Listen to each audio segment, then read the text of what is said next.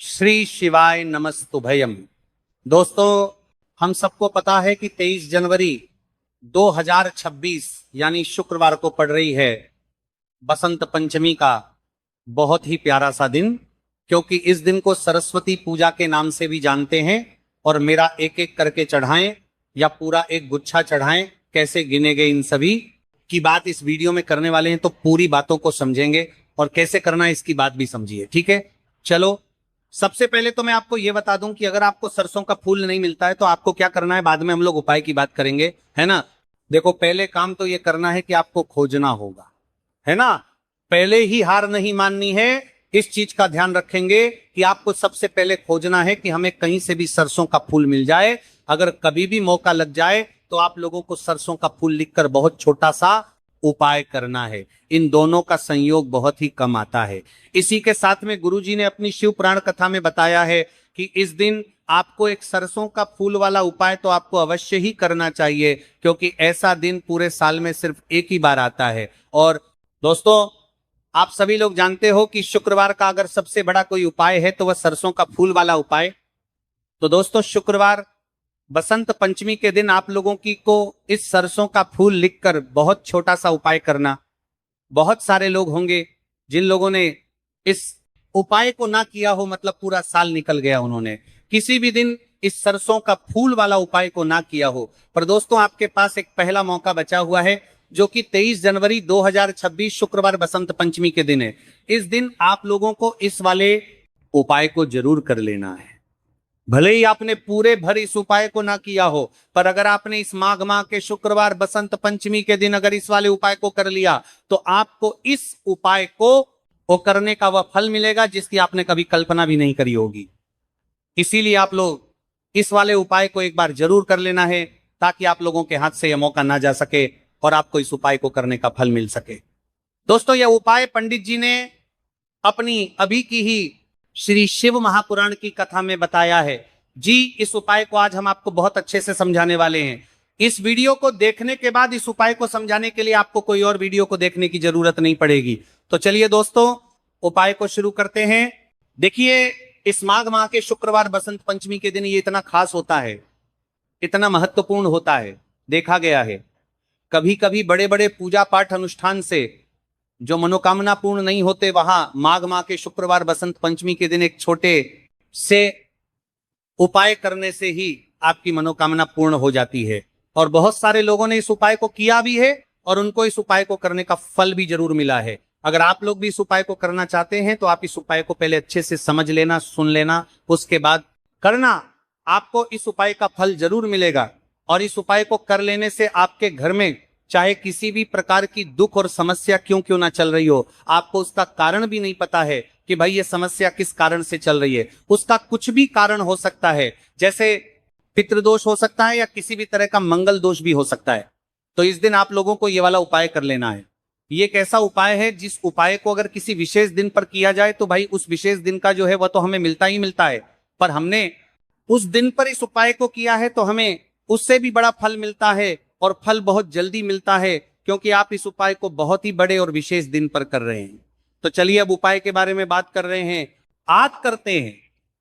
लेकिन उससे पहले आप लोगों की बात करना यह जानना आवश्यक है कि आखिर ये उपाय किस समय करना है, किसको करना है और कैसे करना है। तो चलिए, हम आगे आपको वीडियो में एक एक करके बता देते हैं। लेकिन उससे पहले, अगर आप लोग हमारे चैनल पर पहली बार आए हैं या फिर मेरी आवाज आज पहली बार सुन रहे हैं, तो हमारे चैनल को सब्सक्राइब जरूर कर लेना और इस वीडियो को लाइक करके कमेंट बॉक्स में श्री शिवाय नमस्तु या ओम नमः शिवाय जरूर टाइप कर देना। तो दोस्तों, इस सरसों का फूल वाला उपाय को हमें इस शुक्रवार बसंत पंचमी के दिन कैसे करना है, किसको करना है, किस समय करना है और कहां पर करना है, ये सारे सवालों के जवाब आपको इस वीडियो में मिल जाएंगे। और जो ये वीडियो देखेगा भाई, उसको सरसों का फूल वाला उपाय जरूर करना चाहिए, क्योंकि इस दिन पीपल के पत्ते का भी बहुत ही बड़ा और विशेष महत्व होता है। आजा सरसों का फूल वाला उपाय की तो ये सोने पर सुहागा वाली बात हो जाती है, और ये एक बहुत ही बड़ा उपाय हो जाता है शुक्रवार का। तो अब दोस्तों, इस सरसों का फूल वाला उपाय को आखिर करना किसको है, सबसे पहले हम लोग वो बात जान लेते हैं। तो देखो, घर की जो बड़ी माताएं बहनें होती हैं, उन माताओं बहनों में से कोई भी एक बड़ी माता बहन इस वाले उपाय को कर सकती है। और दोस्तों, अगर आप चाहे तो अपने घर में से सभी सदस्यों को भी इस उपाय को करवा सकते हैं। अगर किसी व्यक्ति की खुद की कोई मनोकामना है, खुद की कोई दुख और परेशानी है जो कि वो अपने लिए ही करना चाहता है, इस वाले उपाय को तो वो खुद अपने लिए भी कर सकता है।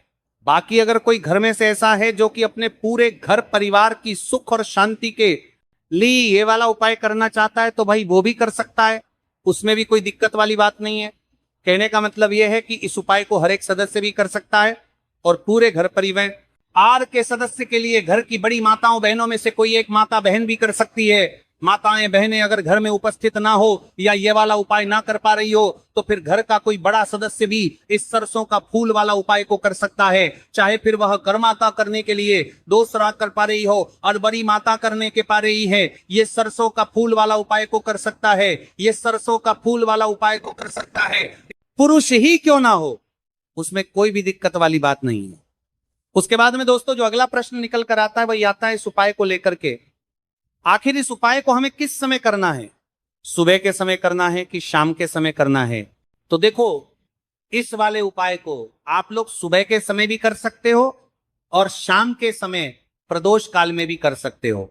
अब अगर आप पूछो कि भाई साहब सबसे उत्तम समय कौन रहेगा इस सरसों का फूल वाला उपाय को करने का, तो हम आपसे बस यही कहेंगे कि इस उपाय को आप सुबह के समय करेंगे तो ज्यादा बेहतर होगा। बाकी अगर प्रदोष काल शाम के समय भी करेंगे तो भी अच्छा होगा, उसमें कोई भी दिक्कत वाली बात नहीं है। तो अब दोस्तों, जो अगली सबसे बड़ी और महत्वपूर्ण बात आती है वो यह आती है कि सुबह अगर हम उपाय को करेंगे तो हमें कितने बजे से लेकर कितने बजे तक के बीच में करना है, और शाम के समय प्रदोष काल में करेंगे तो हमें कितने बजे से लेकर कितने बजे के बीच में करना है। तो देखो, सुबह जितनी जल्दी हो सके आप उपाय को करने की कोशिश करना। बाकी अगर किसी कारणवश लेट भी हो जाओ, थोड़ी देर भी हो आए, तो 10 या 11:00 बजे तक भी आप उपाय कर लेना पर 12:00 बजे से ज्यादा देरी ना हो। ठीक है, इस बात का ध्यान रखना। उसके बाद में दोस्तों, अगर शाम के समय प्रदोष काल की बात करें, प्रदोष काल का जो समय है होता है वो शाम के 6:00 बजे से शुरू हो जाता है। मतलब शाम के 6:00 बजे से लेकर 7:00 बजे के बीच का जो समय होता है, यह समय प्रदोष काल का समय होता है। तो आप इस उपाय को 7 या 8:00 बजे के बीच में भी कर सकते हैं। बहुत साथ हो, मतलब शाम के 6:00 बजे से रात 8:00 बजे के बीच में आप कभी भी इस वाले उपाय को कर सकते हो, उसमें कोई भी दिक्कत वाली बात नहीं है। हमें किसी भी दिन आपको सरसों का फूल लिखकर बहुत छोटा सा उपाय करना है। ऐसा समझ लीजिए, जितने भी आपके शत्रु की जबान के पत्ते पर वरियोर हैं, जो भी आपके विरोधी हैं, दुश्मन है जो आपको हर तरफ से परेशान कर रहे हैं, अब उन शत्रुओं की अकड़ निकलेगी। शत्रु का किया कराया भी तुरंत हट जाएगा जब शुक्रवार में आप इस छोटे से उपाय को करेंगे। तो देखिए, आज की वीडियो विशेषकर उन लोगों के लिए ही है जो अपने जीवन में शत्रुओं से और दुश्मन से बहुत ज्यादा परेशान हो चुके हैं। देखिए, जगत जननी मां जगदम्बा का हम शुक्रवार में पूजन करते हैं और उनसे जुड़े हुए उपाय करते हैं।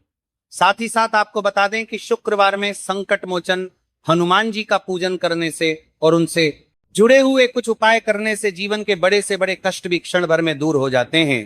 तब बहुत कम समय में आपके शत्रु और आपके विरोधी आपके जीवन से दूर हो जाएंगे। आपके दुश्मन लाख कोशिश करने के बाद भी आपका बाल भी बांका नहीं कर पाएंगे। अगर आप शुक्रवार में इस छोटे से उपाय को कर लेते हैं, मान लेते हैं कि आपको सरसों का फूल बहुत खोजने के बाद में आप बहुत बड़े बड़े शहरों में, दिल्ली मुंबई जैसे शहरों में रहते हैं, तो आपको वहां नहीं मिल पाएगा। तो नहीं मिल रहा है तो क्या करोगे, उसी पारे करते हैं।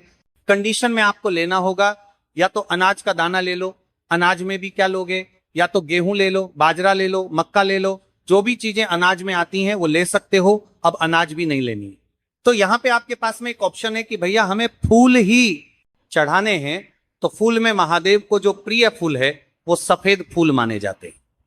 ठीक है, अगर आपको सरसों का फूल नहीं मिलता है तो उसकी जगह पर आप सफेद फूल ले सकते हैं या फिर अनाज के दाने, लेकिन शर्त यह है कि आपको सबसे पहले सरसों के फूल को खोजना पड़ेगा।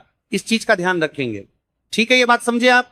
अब ये बात करते हैं कि भैया एक बात बताओ कि जो सरसों का फूल होगा क्या हमें उसे गुच्छे में चढ़ाना चाहिए या एक एक करके तोड़ करके देखो? ये जो आपको स्क्रीन पर दिख रहा है ना, ये पूरा एक गुच्छा होता है। जब आप इस गुच्छे को तोड़ोगे ना, तो वो एक सरसों का फूल काउंट होगा, गिना जाएगा, है ना। सिर्फ यही गिन लेने से एक सरसों का फूल नहीं हो जाएगा। आपको पूरा एक गुच्छा जब लोगे तो ये एक सरसों का फूल गिना जाएगा। इस चीज का ध्यान रखेंगे, ठीक है। अब बात यह आती है कि उपाय भैया कैसे करेंगे, ये चीज तो आप समझा दो। चलो अब बात कर लेते हैं उपाय की। कि मान लेते हैं कि आपका कोई बच्चा है, या फिर आपके हस्बैंड हैं, आपकी वाइफ है, कोई भी घर का इंसान है जो जिसका मन पढ़ाई वगैरह में लगता, या फिर बहुत क्रोध, बहुत ज्यादा गुस्सा है, ठीक है। उस कंडीशन में जिस इंसान का पढ़ाई में मन नहीं लगता, या फिर जिसे क्रोध बहुत आता है, गलत संगति में है, उसके हाथों से 31 सरसों के फूल, अगर सरसों के फूल नहीं मिलते हैं तो 31 सफेद फूल, अगर सफेद फूल भी नहीं मिलता है तो 31 अनाज के दाने को लेंगे और लेकर के पहुंच जाएंगे कहां पे? महादेव के शिवलिंग के पास में। सबसे प्यारी बात पता है इन सभी उपायों को क्या है कि कोई भी उपाय आप अपने घर पे कर सकते हैं, ठीक है। फेस रखना होगा उत्तर दिशा यानी कि नॉर्थ डायरेक्शन। सबसे पहला काम, एक लोटा जल महादेव के शिवलिंग के ऊपर श्री शिवाय नमस्तुभ्यम का ध्यान करके समर्पित करेंगे। अब आपके पास में चाहे तो 31 सफेद फूल हो, 31 सरसों के फूल हो, या फिर 31 अनाज के दाने हो, इनमें से कुछ भी है, उनको आपको एक एक करके चढ़ाना है। 108 लिया हो या फिर 31 लिया हो, 51 लिया हो, ऐसे ही नहीं, पूरा एक साथ समर्पित करेंगे। नहीं, आपको एक एक करके उन गुच्छ को महादेव के शिवलिंग के ऊपर अवधुतेरे के नाम से पंचमी तिथि पे, बसंत पंचमी के दिन आप इस उपाय को करके देख लीजिए। आपके घर का जो इंसान पढ़ाई नहीं करता है, अपने आप पढ़ने बैठेगा। और अगर उसको कोई गुस्सा है, क्रोध है, तो उसका गुस्सा भी धीरे धीरे करके शांत जरूर होगा, ठीक है। तो यहां पे हम लोगों ने अपने बच्चों के लिए या फिर क्रोध के लिए पहले उपाय की बात की, जो कि 31 फूल से करने थे। अब यहीं पे हम लोग वसंत पंचमी पे करने वाले अपने दूसरे उपाय की बात कर लेते हैं। और ये जो दूसरा उपाय है, ये भी आपको करना है सरसों के फूल से। सरसों का फूल नहीं मिलता अनाज के दाने से, अनाज का दाना भी नहीं मिलता, तो आपको सफेद फूल से। अब कहोगे भैया इतने हम करेंगे तो उपाय के फायदे क्या होंगे? इस उपाय का फायदा है कि अगर आपका कोई भी काम अटका हुआ है, अटका हुआ मतलब कि जैसे आप कभी किसी काम के लिए जा रहे हो, वो आपका काम नहीं हो रहा, बहुत व्रत कर रहे हो, बहुत उपाय कर रहे हो, इच्छा नहीं पूरी हो रही है, घर में हमेशा लोग बीमार पड़े रहते हैं, तो आपको क्या करना है? लेना होगा 108 सरसों का फूल। पहले खोज लेना, किसी को पैसे देने पड़ जाए 2050 दे देना, लेकिन कहीं से भी 108 सरसों के फूल पहले खोजना, खूब नहीं मिलेगा तब जाकर के 108 अनाज के दाने और या फिर 108 सफेद पुष्प, ठीक है, ये लेंगे। और साथ ही साथ आपको क्या करना होगा? एक तांबे के लोटे में जल भरना है। जिस इंसान की इच्छा पूरी नहीं हो रही है, जो इंसान बहुत ज्यादा परेशान है बीमारी को लेकर, धन को लेकर, उस इंसान का नाम और गोत्र बोल करके सबसे पहले एक लोटा जल महादेव के शिवलिंग के ऊपर श्री शिवाय नमस्तुभ्यं का ध्यान करके समर्पित करेंगे। जल को चढ़ाने के बाद में जो भी आपके पास में 108 है सरसों का फूल, सफेद फूल, अनाज के दाने, उसे भी एक एक करके महादेव के शिवलिंग के ऊपर अवधूत शवर, महादेव, फिर से बोल रहा हूं, अवधूत शवर महादेव के नाम से समर्पित कर देना। यकीन मानिए, करके देख लीजिएगा, इस उपाय को आपके घर की जो भी प्रॉब्लम्स होगी वो सॉल्व होगी। अब यहां पे एक थोड़ी सी बात आपको समझने वाली है। अगर मान लेते हैं जिस भी महादेव के मंदिर में आप गए हो, वहां पे भीड़ भाड़ बहुत ज्यादा रहती है, तो वहां पे एक एक करके समर्पित मत करना। फिर वहां पे पूरा का पूरा 108 फूल एक साथ उठाना और पूरा का पूरा एक साथ अवधू देश्वर महादेव के नाम से समर्पित करना। क्यों? क्योंकि हमारी वजह से किसी तीसरे इंसान को पूजा पाठ में दिक्कत होगी तो उससे हमें पाप मिलेगा। ये उपाय करने से तो हमें उपाय की प्राप्ति होगी, लेकिन अगर हमने अपने उपाय की वजह से किसी और को कष्ट दे दिया तो हमें फिर पाप भी लगेगा। इसीलिए भीड़ भाड़ वाली जगह पे एक एक करके समर्पित नहीं करना है, एक साथ समर्पित करना, समझिए। चलो, तो यहां पे हम लोगों ने दो उपाय की बात कर ली है जो कि आपको बसंत पंचमी पे करनी चाहिए। आगे बढ़ते हैं। इस वीडियो में हम लोग अपने तीसरे उपाय की तरफ, और ये तीसरा उपाय होगी आपके घर की नेगेटिव एनर्जी यानी नकारात्मक ऊर्जाओं को खत्म करने के, जिससे आपका पूरा परिवार हमेशा खुश रहे। समझेंगे कि हमें कौन कौन सी चीजों को लेना है और उपाय कैसे करना है। जैसे स्क्रीन पर देखो, यहाँ पे मैं आपको कई पेन दिखाऊंगा। जैसे यहाँ पे एक पेन ये दिख रहा होगा, एक पेन ये दिख रहा है, एक पेन ये दिख रहा है। ये दिखाने का मेरा पर्पस क्या है, मकसद क्या है कि हमें लेनी होगी किसी भी 5 वृक्ष की 5 पत्तियां, ठीक है। यानी कि एक वृक्ष से एक पत्ती ले लो, दूसरे वृक्ष से एक पत्ती ले लो, तीसरे से एक ले लो, चौथे से एक ले लो, पांचवें से एक ले लो। यानी 5 वृक्ष की को कोई भी 5 पत्तियां लेंगे, एक तांबे का लोटा लेना जिसमें जल भर लेंगे और लेकर के पहुंच जाएंगे महादेव के शिवलिंग के पास में। आप चाहे तो अपने घर पर करें, चाहे तो मंदिर में करें। सुबह, दोपहर, शाम, रात, इनमें से कोई भी उपाय आप कभी भी किसी भी वक्त कर सकते हैं, ठीक है। फिर क्या करना है, वहां पे पहुंचेंगे, मैंने आपको बता रखा है महादेव का पूरा परिवार शिवलिंग के ऊपर ही विराजमान है, बताया है, तो आपको पता होगा ये जो स्थान होता है ये है माता का हस्त कमल, जिसको हम लोग कटी भाग बोलते हैं, ठीक है। इस स्थान पे आपको एक एक पत्ते को समर्पित करना होगा। कल्याण शेट्टी घर लेकर जाएंगे और इस जल को अपने सभी कमरों में आप छींट देना। जितने भी रूम्स हैं आपके घर में, आप यकीन मानिए जो भी नेगेटिव एनर्जी, नकारात्मक ऊर्जा आपके घर में प्रवेश कर चुकी हैं या फिर करने वाली हैं, वो आपके घर से हमेशा के लिए दूर होंगी। और नकारात्मक ऊर्जा अगर घर से दूर हो गई तो परिवार तो आपका खुश रहेगा ही रहेगा, ठीक है। तो आप सभी लोगों जरूर करेंगे। यहां पे हमने 3 उपाय की बात कर ली है। आगे बढ़ते हैं इस वीडियो में अपने सबसे छोटे और बहुत ही आखिरी उपाय की, जो कि यह उपाय हमें बसंत पंचमी के दिन जरूर करना चाहिए, ठीक है। बहुत स्पेशल उपाय है। इसके लिए आपको लेना होगा पीला चंदन, है ना। अभी आपको बताऊंगा इस उपाय के फायदे क्या हैं, पहले समझ लो।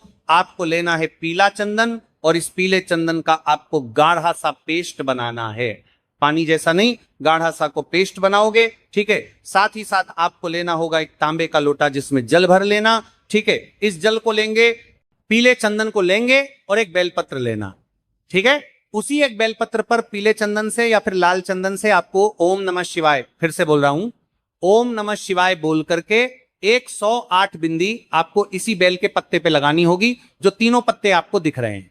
इन तीनों पत्तों को मिला करके आपको ओम नमः शिवाय बोल करके 108 बिंदियां लगानी होंगी, ठीक है। बिंदी लगा दिया 108।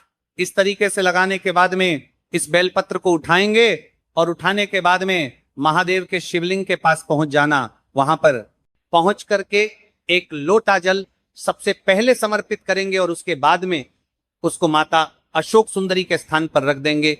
अपनी मनोकामना, अपने विशेष को कहते हुए पंचमी तिथि पे उपाय करके देखिएगा। 14 दिन के अंदर आपको बहुत ही सुंदर सी खबर मिलेगी, जिससे आपकी मनोकामना पूरी होती हुई नजर जरूर आएगी, ठीक है। तो दोस्तों ये थे पूज्य गुरु जी द्वारा बताए गए कुछ बहुत ही खास उपाय। अगर आपको जानकारी अच्छी लगी हो तो वीडियो लाइक करिएगा। मिलते हैं फिर एक नई वीडियो।